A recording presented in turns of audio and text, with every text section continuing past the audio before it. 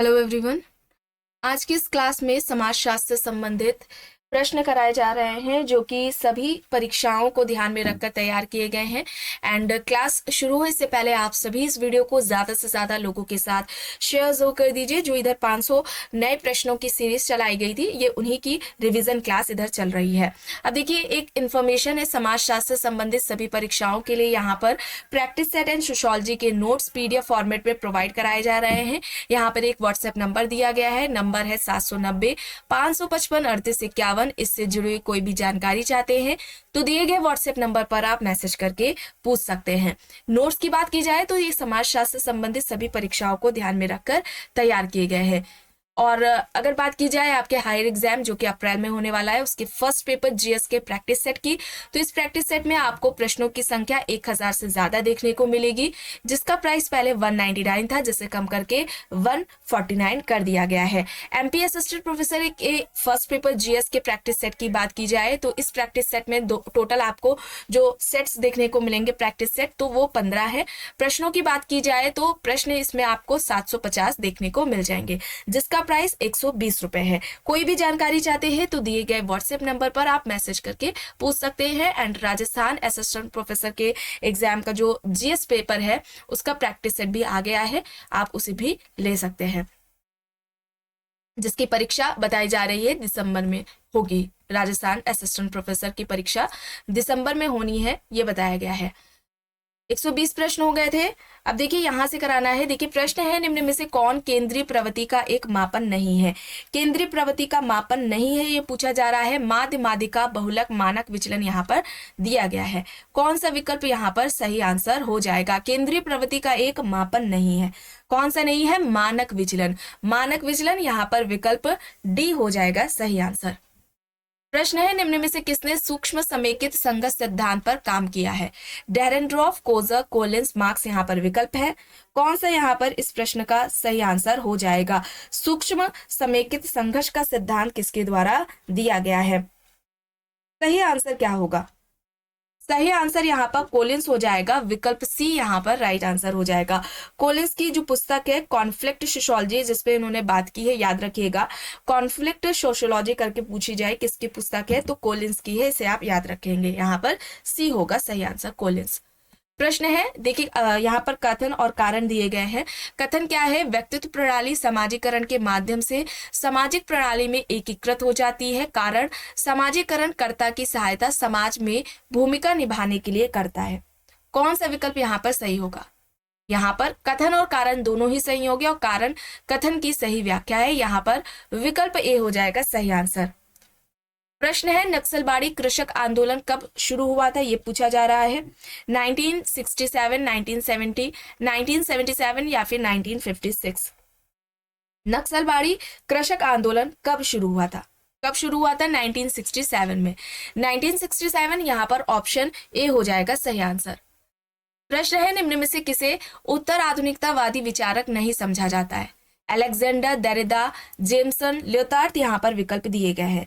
इनमें से किसे उत्तर आधुनिकतावादी विचारक नहीं समझा जाता है? यहाँ पर अलेक्जेंडर होगा। ठीक है, अलेक्जेंडर हो जाएगा। नव प्रकारवाद के जनक अलेक्जेंडर थे, यहाँ पर ऑप्शन ए हो जाएगा सही आंसर। प्रश्न है, सोशल डिविजन्स इन इंडिया नामक पुस्तक के लेखक कौन है? Sushil Chandra, MJ Khan, SP Srivastava, R Ahuja यहाँ पर विकल्प है।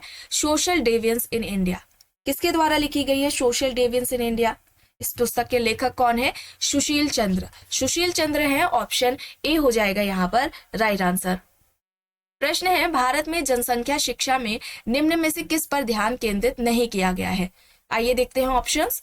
शहरीकरण और पर्यावरण संबंधी समस्याओं के प्रति जागरूकता उत्पन्न करना, जनसंख्या गतिकी पर जागरूकता विकसित करना, जनसंख्या नियंत्रण के लिए मुख्य उपाय तैयार करना, या फिर जनसंख्या नीति के संबंध में ज्ञान सृजन करना। भारत में जनसंख्या शिक्षा में निम्न में से किस पर ध्यान केंद्रित नहीं किया गया है ये पूछा गया है, और यहाँ पर राइट आंसर जनसंख्या नियंत्रण के लिए मुख्य उपाय तैयार करना है। विकल्प सी यहाँ पर इस प्रश्न का सही आंसर हो जाएगा। प्रश्न है, यह किसका तर्क है कि मर्टन असभ्यतापूर्ण और आनंद के लिए सैर करने जैसे ऐसे गैर उपयोगितावादी अपराधों का विवरण देने में असमर्थ रहे हैं जिनसे आर्थिक लाभ प्राप्त नहीं होता है? विकल्प में यहाँ पर W.B. मिलर है, एल्बर्ट कोहेन है, R.A. क्लोवर्ड है और पार्सन्स यहाँ पर दिए गए हैं। मर्टन असभ्यतापूर्ण और आनंद के लिए सैर करने जैसे ऐसे गैर उपयोगितावादी अपराधों का विवरण देने में असमर्थ रहे हैं जिनसे आर्थिक लाभ प्राप्त नहीं होता है। इसका कहना है यहाँ पर सही विकल्प क्या होगा, एल्बर्ट के कोहेन होगा। विकल्प बी यहाँ पर इस प्रश्न का सही आंसर हो जाएगा। प्रश्न है, श्रम विभाजन के कारण हस्तांतरण का उल्लेख किसने किया है? सोरोकिन, दुर्कीम, गिलेन मार्क्स यहाँ पर है। श्रम विभाजन के कारण हस्तांतरण का वर्णन इनमें से किसके द्वारा किया गया है? किसके द्वारा किया गया है? कार्ल मार्क्स के द्वारा। कार्ल मार्क्स, विकल्प डी यहाँ पर इस प्रश्न का सही आंसर हो जाएगा।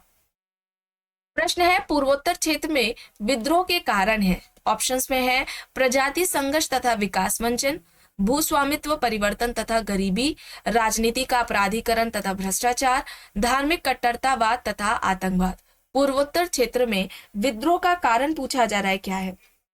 प्रजातीय संघर्ष तथा विकास वंचन है। ठीक है, प्रजातीय संघर्ष तथा विकास वंचन होगा यहाँ पर विकल्प ए हो जाएगा सही आंसर।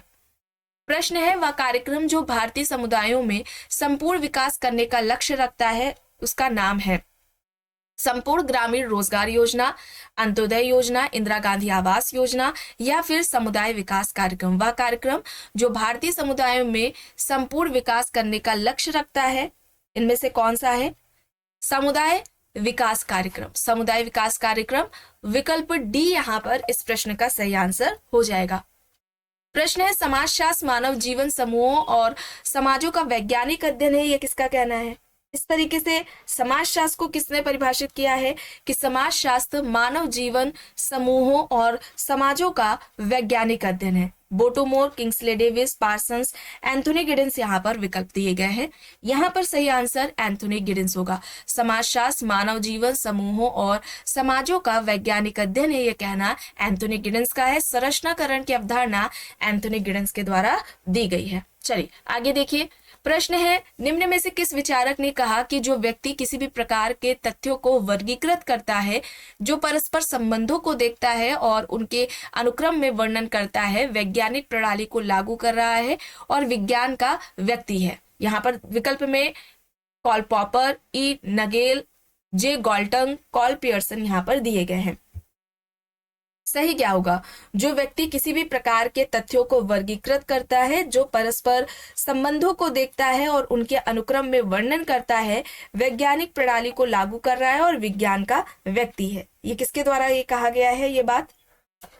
यहाँ पर कौन सा विकल्प सही होगा? यहाँ पर राइट आंसर क्या होगा? Call Pearson. यहाँ पर विकल्प डी हो जाएगा सही आंसर। प्रश्न है, संपूर्ण जनसंख्या के अध्ययन पर आधारित सांख्यिकी माप को कहते हैं? मापदंड, सांख्यिकी, निष्कर्ष या फिर समग्र? सही क्या हो जाएगा? संपूर्ण जनसंख्या के अध्ययन पर आधारित सांख्यिकी माप को क्या कहते हैं? क्या कहेंगे? मापदंड कहेंगे। यहाँ पर ऑप्शन ए हो जाएगा सही आंसर। प्रश्न है, the death of the family पुस्तक किसने लिखी? लीच है, कूपर है, डब्ल्यू गुडे है, मर्डॉक यहाँ पर है। The death of the family किसकी है? किसके द्वारा लिखी गई है? The death of the family David gram Cooper की ये पुस्तक है। विकल्प बी यहाँ पर राइट आंसर हो जाएगा। The death of the family David gram Cooper की पुस्तक है। प्रश्न है, मैक्स वेबर के अनुसार प्रतिष्ठा समूह की पहचान किसके द्वारा की जाती है? शिक्षा, जीवन शैली, व्यवसाय या फिर पारिवारिक पृष्ठभूमि? मैक्स वेबर के अनुसार प्रतिष्ठा समूह की पहचान इनमें से किसके द्वारा की जाती है? किसके द्वारा? जीवन शैली के द्वारा की जाती है। जीवन शैली, यहाँ पर ऑप्शन बी हो जाएगा सही आंसर। प्रश्न है, निम्न में से कौन सा युग्म भारत में आधुनिकीकरण के बारे में सही है? प्रसार एवं संस्कृति संक्रमण, उद्विकास एवं संस्कृति संक्रमण, उद्विकास एवं प्रसार, उद्विकास एवं पुनर्सृजन? यहाँ पर क्या होगा? कौन सा युग्म भारत में आधुनिकीकरण के बारे में सही है? प्रसार एवं संस्कृति संक्रमण। प्रसार एवं संस्कृति संक्रमण ऑप्शन ए हो जाएगा यहाँ पर राइट आंसर। प्रश्न है, किसने यह तर्क दिया कि कृषि संबंधी आंदोलन व्यवस्था में असमानता की मनोवैज्ञानिक अवधारणा पर आधारित है? कैथरीन गफ, डीएन धनाग्रे, केसी अलेक्जेंडर, के एल गांगुली यहाँ पर विकल्प है। कृषि संबंधी आंदोलन व्यवस्था में असमानता की मनोवैज्ञानिक अवधारणा पर आधारित है, यह किसका कहना है? कौन सा विकल्प यहाँ पर राइट होगा? केसी अलेक्जेंडर होगा, केसी अलेक्जेंडर। विकल्प सी यहाँ पर इस प्रश्न का सही आंसर हो जाएगा। अलेक्जेंडर यहाँ पर राइट है।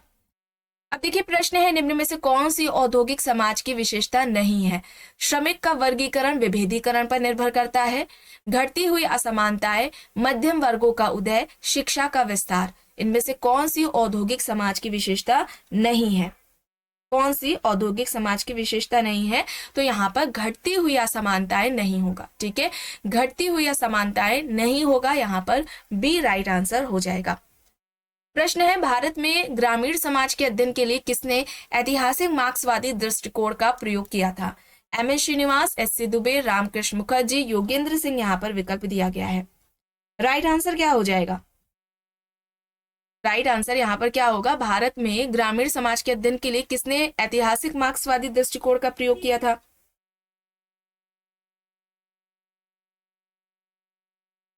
रामकृष्ण मुखर्जी ने किया था। यहाँ पर ऑप्शन सी हो जाएगा राइट आंसर। प्रश्न है, निम्न में से कौन सी औद्योगिक समाज की विशेषता नहीं हुई है? ये रिपीट हुआ है, घटती हुई असमानता यहाँ पर थी। ठीक है, बी यहाँ पर राइट था।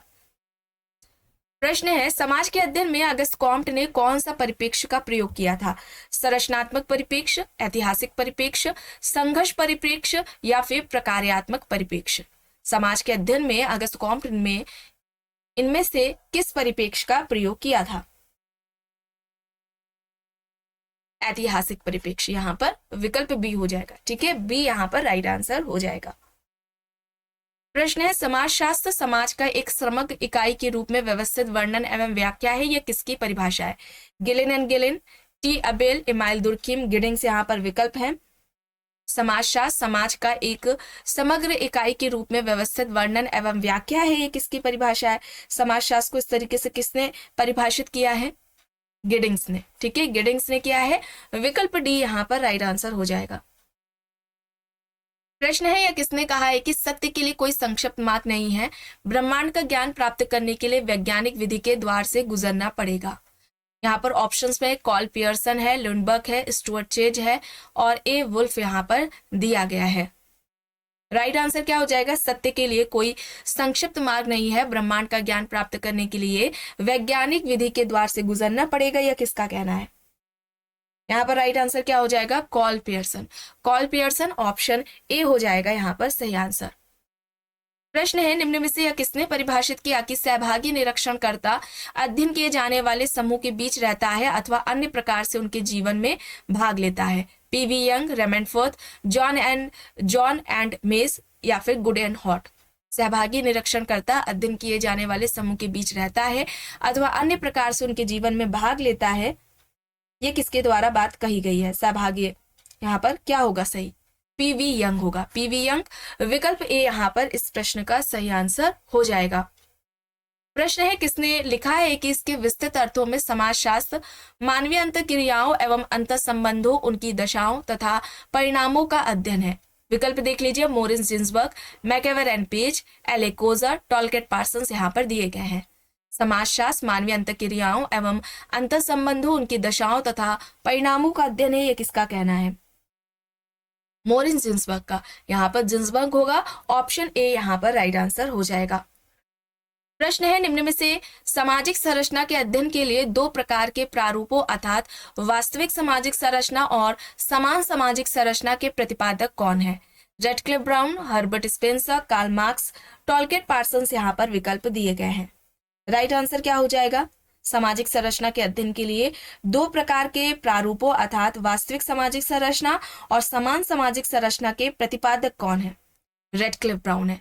रेडक्लिफ ब्राउन ने वास्तविक सामाजिक संरचना और समान सामाजिक संरचना की बात की थी। यहाँ पर ऑप्शन ए हो जाएगा सही। सबसे पहले सामाजिक संरचना की बात करने वाले कौन है? हर्बर्ट स्पेंसर है। ये भी आप याद रखेंगे। अब देखिए यहाँ पर प्रश्न है, निम्न विद्वानों में से किसने तर्क दिया है कि एक साथ रहने वाले लोगों के जीवन में क्रियाशील अंतर्निहित प्रक्रियाओं का अनुसंधान ही सामाजिक अनुसंधान है? ऑप्शंस में पीवी यंग है, ई बोगार्डस है, गुड एंड हॉट है, जी ए लुंडबर्ग यहाँ पर दिया गया है। सही क्या होगा? एक साथ रहने वाले लोगों के जीवन में क्रियाशील अंतर्निहित प्रक्रियाओं का अनुसंधान ही सामाजिक अनुसंधान है, ये किसका कहना है? बोगार्डस का। यहाँ पर विकल्प बी हो जाएगा सही। बोगार्डस यहाँ पर राइट है। प्रश्न है किसने कहा है कि उपकल्पना परीक्षण किया जाने वाला एक प्रस्ताव है। ऑप्शंस देख लीजिए, बोगार्डस, पीवी यंग, एफ.एन. कार्लिंगर या फिर इनमें से कोई भी नहीं। उपकल्पना परीक्षण किया जाने वाला एक प्रस्ताव है, किसके द्वारा बात कही गई है? बोगार्डस के द्वारा। यहाँ पर बोगार्डस होगा, ऑप्शन ए होगा यहाँ पर सही आंसर।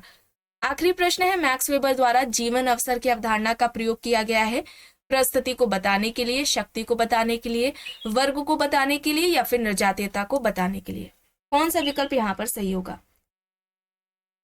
वर्ग को बताने के लिए, सी यहाँ पर विकल्प राइट आंसर हो जाएगा। तो आज के इस क्लास में बस इतना ही। आई होप ये आपको पसंद आई होगी। अगर पसंद आई है तो प्लीज लाइक करिएगा, कमेंट करके जरूर बताइएगा। चैनल पर अगर आप नए हैं तो चैनल को भी जरूर सब्सक्राइब कर लीजिएगा एंड इस वीडियो को जितना हो सके ज्यादा से ज्यादा लोगों के साथ शेयर भी जरूर करिएगा।